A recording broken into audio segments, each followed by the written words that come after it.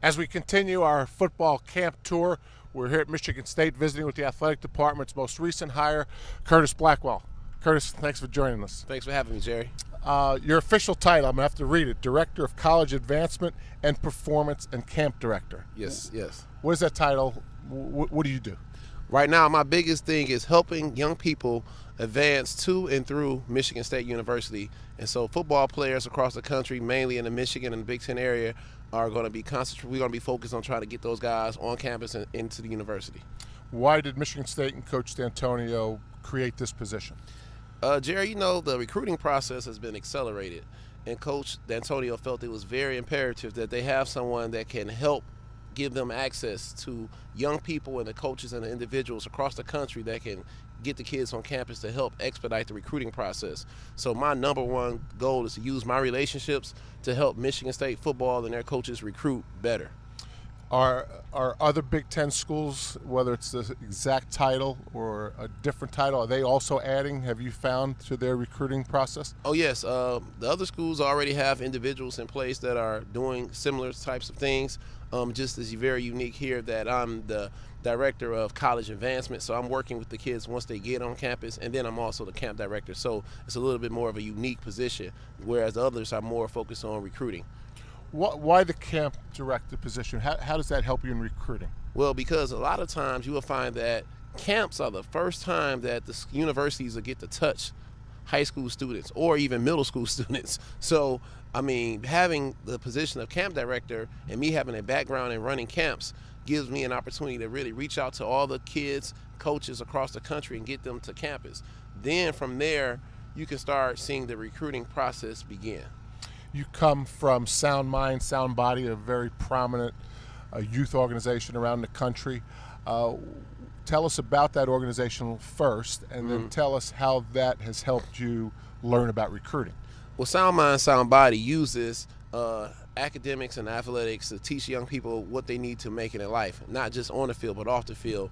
And so from doing Sound Mind and Sound Body, I was able to build relationships with college coaches all across the country and youth from the cities of Detroit, Chicago, Canada, and young people at those schools will come to Sound Mind, Sound Body and learn about more than football.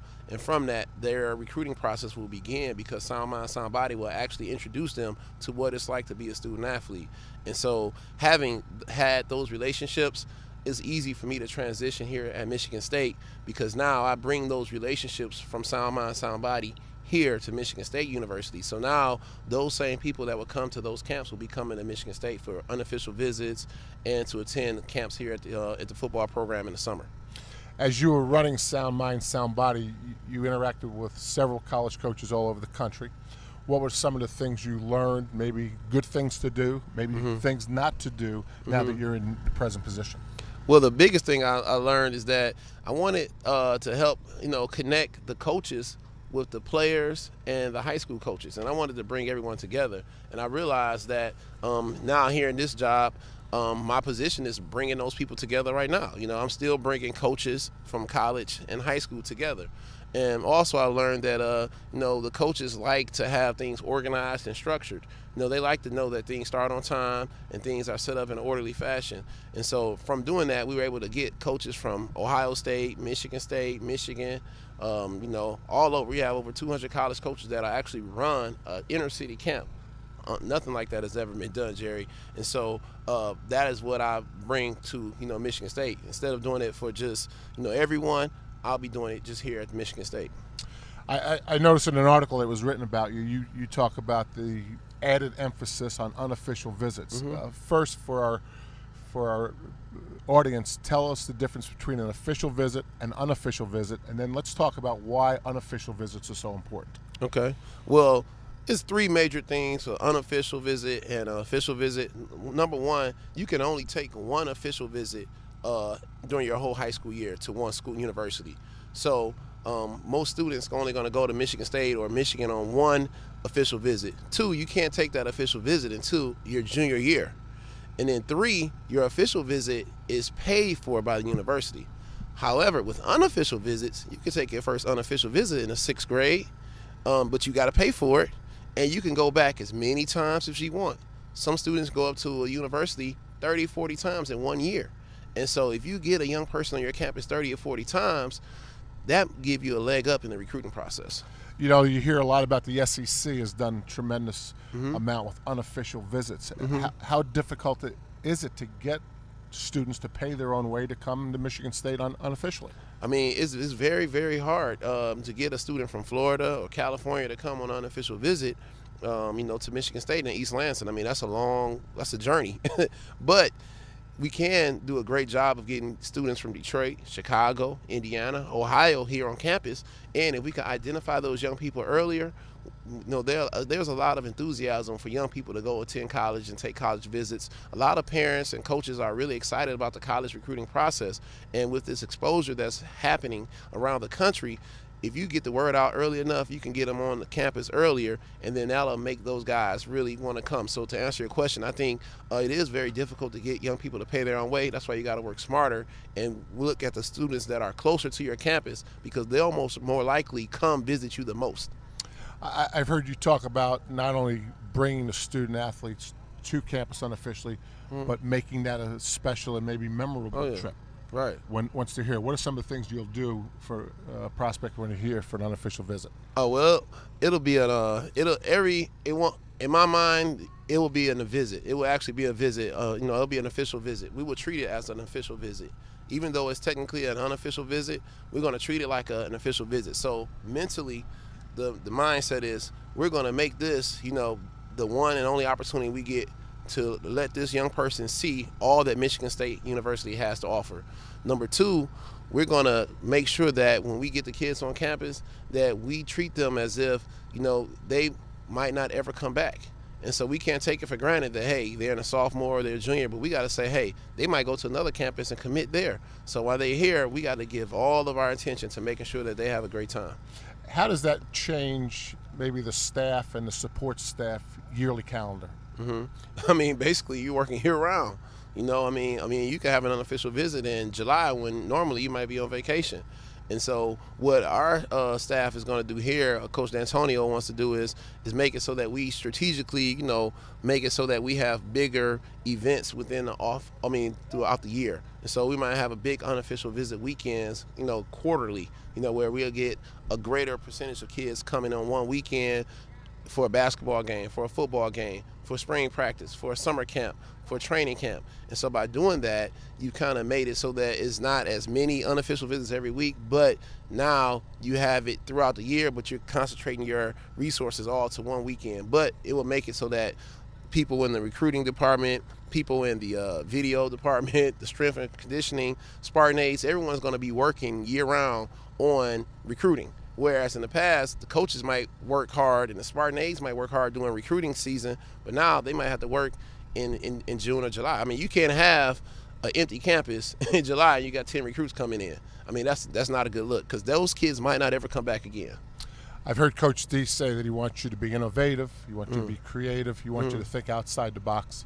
Give us some examples of innovative, creative, outside-the-box ideas without giving away trade secrets.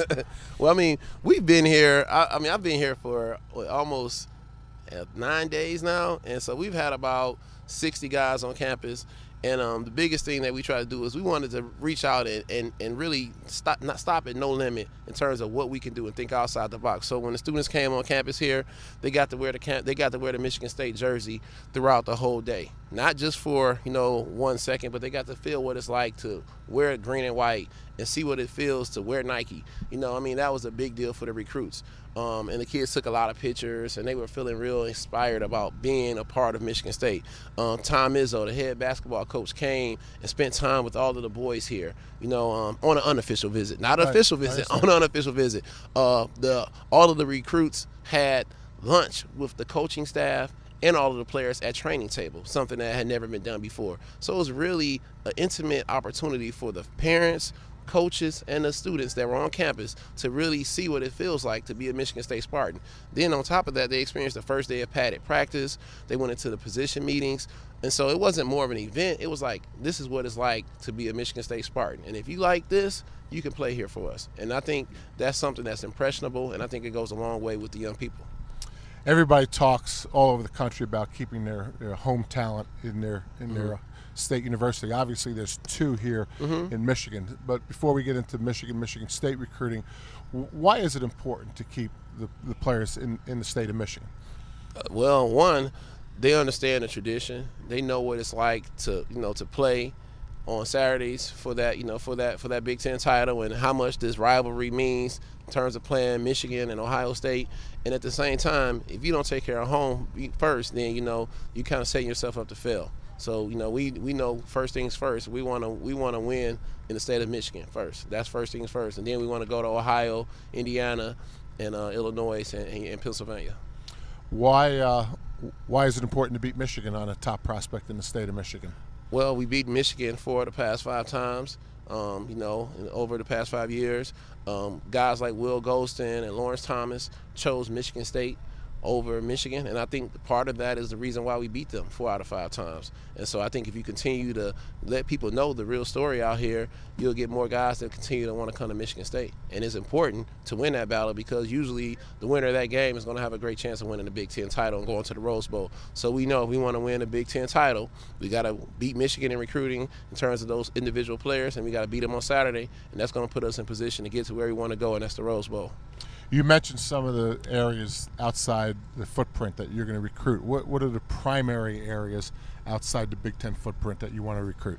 Well, due to my relationships with Sound Mind, Sound Body, we ran programs in Maryland and in Washington, D.C., so that's going to definitely be a great area because we have relationships, and so I'll be able to use my relationships to allow the coaches to recruit. And I just want to make it clear that, the coaches are doing the recruiting. It's just that my relationships will allow the coaches to do a better job of recruiting in those areas like a DC, because running camps there for 6 years, I know coaches who know the players there, and I can help build bridges for our coaching staff. Also in Florida, Georgia, and then even with the 7-on-7 circuit, I know a lot of the guys who organize 7-on-7 teams, and I'll be able to connect our coaches for the first time ever with 7-on-7 organizers and team operators. And I think that's going to be very important because there's a lot of talented players on those 7-on-7 teams. It's an interesting point. You bring up 7-on-7, and there's a lot of discussion about 7-on-7 camps almost equating to the AAU camps in basketball. Why have 7-on-7 camps become such a critical part of college football recruiting? Well, because it gives you an opportunity to see young people compete against individuals that they normally would never, ever compete against. I mean, in basketball, you can see a guy from Ohio playing somebody from Florida in a basketball game, in AAU basketball, whatever. But when do you ever get a chance to see guys from the Midwest competing against the guys from the West Coast and the South? Never. But in a 7-on-7 camp, you see them competing, and now it can sort of level the playing field. So now that coach can say, man, look at this guy from Detroit, winning a national tournament in Florida against some of the top guys in the South. And so our 7-on-7 team, maximum exposure, that I ran in Detroit, we won a championship in Florida, in Tampa, the IMG. And I mean, that kind of let everyone know. And those guys, all of those guys went Division I. And that film helped dispel a lot of myths that guys from the Midwest can't play with guys from the South. Curtis Blackwell, the latest addition of Coach Mark D'Antonio's staff. Really appreciate you being with us. Thank you for having me. Best of luck to you. All right, man. Thanks, Curtis. All right.